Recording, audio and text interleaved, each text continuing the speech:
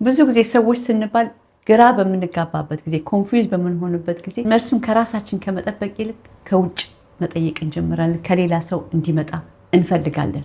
ለምሳሌ ከጓደኞቻችን፣ ከቤተሰቦቻችን፣ ከስራ ባልደረቦቻችን የበለጠ በጠየቅን ቁጥር እኛ ግራ ነው እንጂ የምንጋባው ምንም አይነት መፍትሄ አይሰጠንም።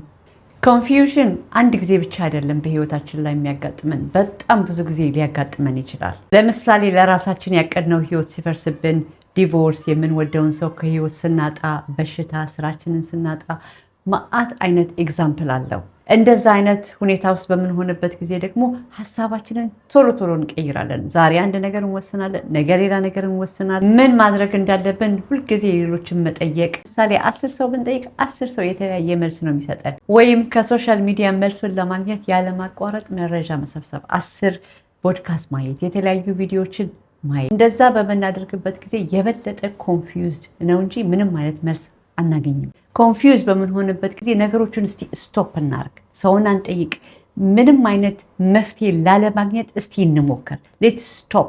በፍጥነት መልስ ለማግኘት አንሞክር። መረጃ መሰብሰብ ሳይሆን መረጃ መቀነስ፣ ህይወታችንን ማቆም አይደለም ወይንም አለመኖር አይደለም። ግን ይሄ የሚረብሸን ይሄ ኮንፊውዝ የሚያደርግን ነገር በዛን ጊዜ ሁሉን ነገር እርግፍ አድርገን እንተወው፣ ስቶፕ እናደርግ ማለት ነው። መልስ የሚመጣው የአእምሮ ግርግርን አቁመን የሰው ኢንፑት ሰው የሚነግረንን ነገር ሁሉ አቁመን ከራሳችን ጋር ስንቀመጥ ነው። ከውስጣችን ነው ለእኛ የሚጠቅመን ነገር የሚመጣው፣ ከሰው አይደለም። ብዙ ጊዜ ኦፍኮርስ ሰው አይዲያ ይሰጠናል። ነገር ግን እውነተኛ መልስ የሚመጣው ራሳችንን ስናዳምጥ ነው።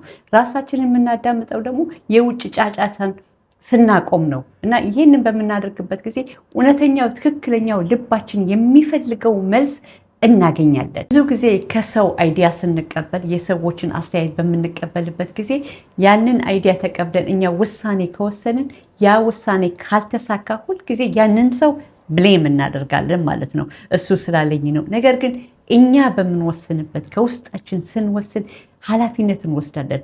ማንንም ላይ አናላክክም። ስለዚህ እውነተኛ መልስ የሚመጣው ከውስጣችን ነው። እኛ ጭንቅላታችን ኳየት ስናደርግ፣ ሰውነታችንን ኳየት፣ ጭንቀት ራሳችንን ስቲል መሆን ማለትም ከራሳችን ጋር እንቀመጥ፣ ነገሮችን እንተው። በዛን ጊዜ ነው እውነተኛ ትክክለኛ መልስ የምናገኘው።